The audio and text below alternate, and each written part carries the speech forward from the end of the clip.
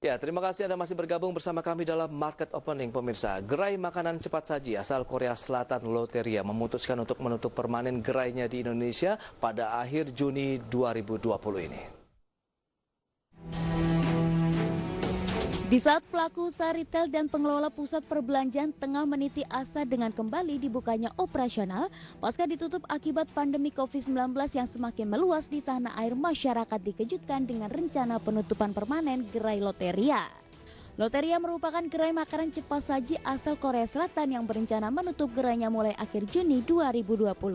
Hal ini berdasarkan informasi dari akun Instagram Loteria Indonesia pada Jumat lalu, di mana manajemen Loteria ini akan menutup 32 gerainya yang berlokasi di Jakarta, Bogor, Depok, Tangerang, Bekasi, Cikarang, Kerawang, dan Bandung.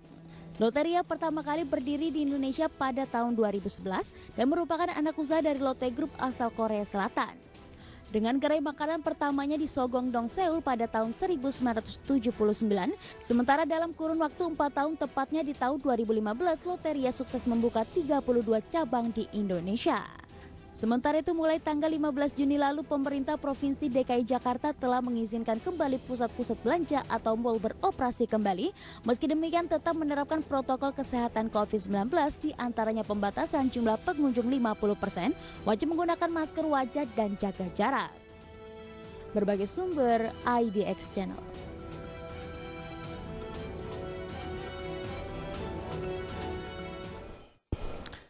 Baik pemirsa, untuk membahasnya langsung saja kita sudah tersambung melalui line telepon bersama dengan Bapak Roy Mande. Beliau adalah Ketua Umum Aprindo. Halo, selamat pagi Pak Roy.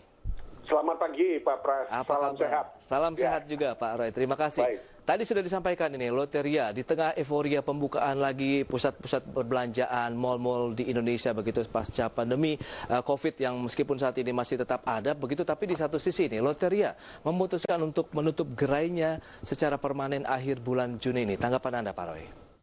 Ya, ini adalah bagian daripada proses bisnis ya. Artinya kita tahu bahwa setiap yang akan membuka usaha atau setiap yang akan mengembangkan usaha punya pola bahwa bagaimana caranya meningkatkan produktivitas, menekan biaya, dan mengatur segala sesuatu sehingga efisien dan efektif. Nah, dalam suasana seperti ini, memang suasana yang tidak mudah dan tidak seperti yang normal biasanya, tetapi dalam kondisi yang abnormal ketika kita berada dalam suasana pandemik ini. Nah, informasi yang kami dapatkan, dan ini memang Bapak sudah diberitakan di berbagai media, bahwa tanggal 29 Juni akan ditutup. Loteria yang saat ini lebih kurang, kalau saya ikuti, itu ada 32 cabang, ya, 32 lokasi ya, gerai berlokasi di Jabodetabek, Cikarang, Karawang, dan Bandung. Ya, tentunya kalau kami menyuarakan ini dari Aprindo, kami sangat tentunya prihatin terhadap situasi ini karena Loteria itu adalah bagian daripada grup Lotte Mart di Indonesia yang juga menjadi salah satu anggota Aprindo. Kami melihat bahwa suasana pandemik ini menjadi satu dari sekian pertimbangan untuk mengambil keputusan tutup. Karena kita tahu bahwa menutup usaha, apalagi juga meninggalkan usaha dari suatu negara misalnya, itu adalah keputusan yang terakhir.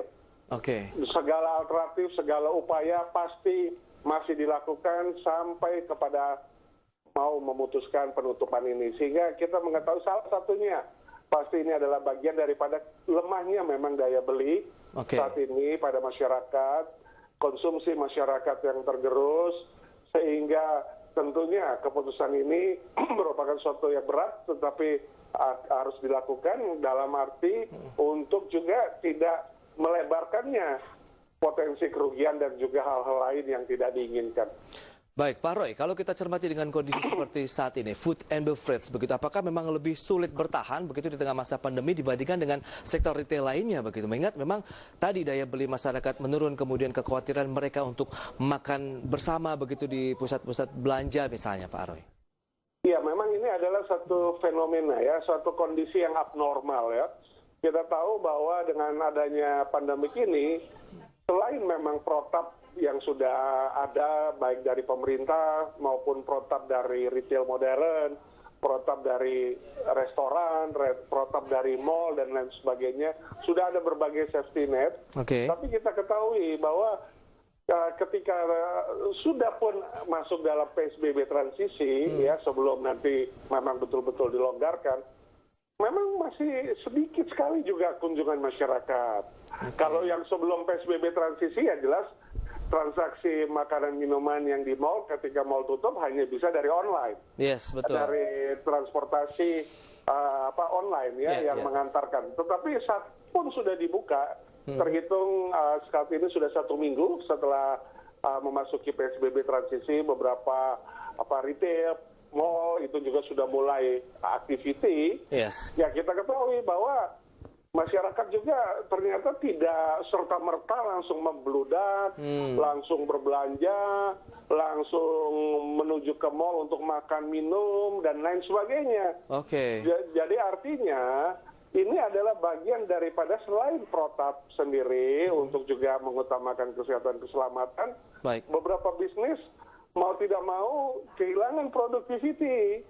Dan inilah yang juga menyebabkan perhitungan-perhitungan yang seksama dan keputusan apapun yang harus diambil tentunya lebih mengutamakan supaya tidak berpotensi lebih besarnya kerugian maupun juga mengamankan bisnis induk atau bisnis yang di dalam grupnya. Pak Roy, dengan kondisi seperti ini, lah tadi memang sudah dibuka, tapi lagi-lagi memang masyarakat juga masih cukup worry sebenarnya apabila mereka masuk ke dalam pusat-pusat perbelanjaan. Apa yang diharapkan dari teman-teman Aprindo ini, pelaku usaha retail, food and beverage misalnya?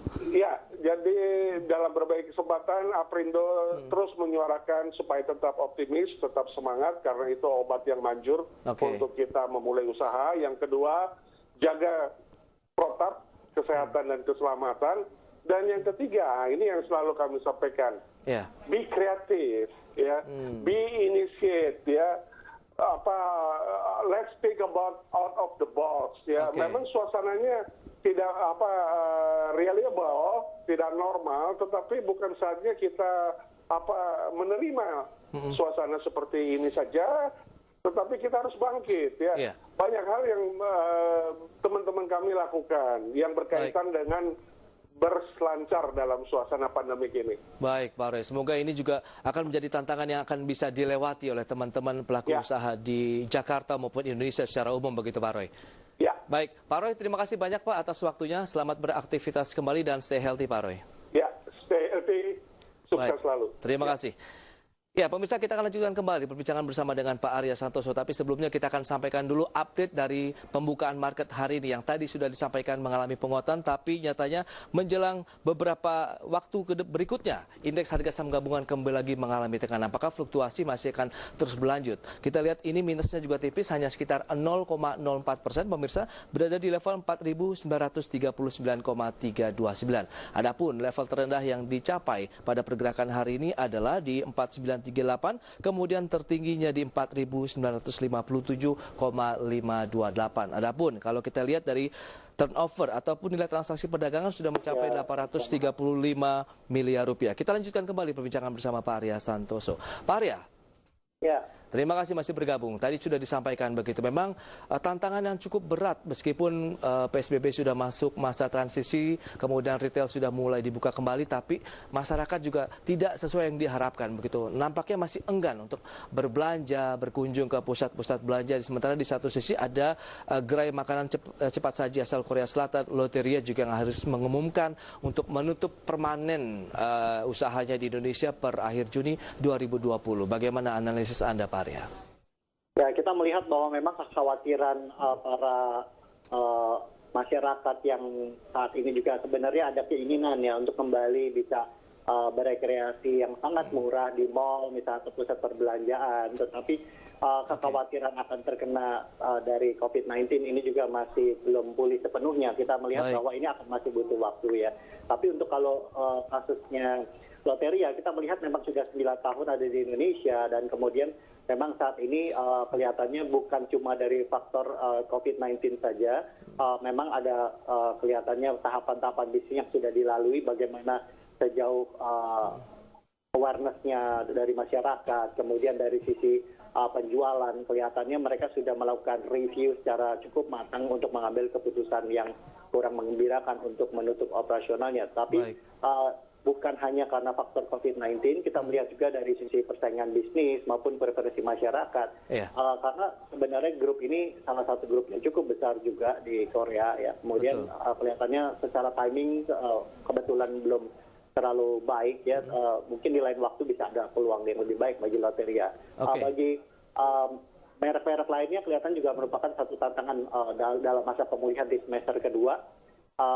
Perlu cukup kreatif seperti bagaimana tadi sudah disampaikan juga, kelihatannya akan perlu satu strategi khusus dalam menjalani new normal. Oke, Pak Arya, Anda merekomendasikan juga sektor konsumer, begitu? Apakah di dalamnya juga termasuk retail menyikapi dengan kondisi seperti ini sehingga Anda bisa masih merekomendasikan buy ataupun buy on weakness kah untuk sektor ini atau sebaiknya wait and see dulu? Ya, untuk retail itu yang akan menjadi satu problem adalah di mana efisiensi dari sisi operasional dan bagaimana bisa melakukan adaptasi terhadap new normal. Jadi perlu ada strategi khusus bagi mereka yang sudah memiliki jalur distribusi dari online juga atau bisa bekerjasama dengan logistik ataupun distribusi online, itu akan sangat terbantu. Jadi kita akan pantau juga bagaimana di kuartal 3 ini mereka bisa menghadapi new normal. Baik, tetap optimis berarti menyikapi kuartal-kuartal berikutnya sampai dengan paling tidak akhir tahun, begitu Pak Arya? Iya. Oke, Pak Arya, terima kasih banyak Pak atas waktu dan juga analisis yang menarik dari Anda. Sukses untuk Anda dan juga stay healthy Pak Arya. Ya, thank you sama-sama. Baik, pemirsa, jangan beranjak dari tempat Anda karena di segmen berikutnya kami akan hadirkan sejumlah informasi menarik dari pasar modal dan juga makroekonomi. Sesaat lagi.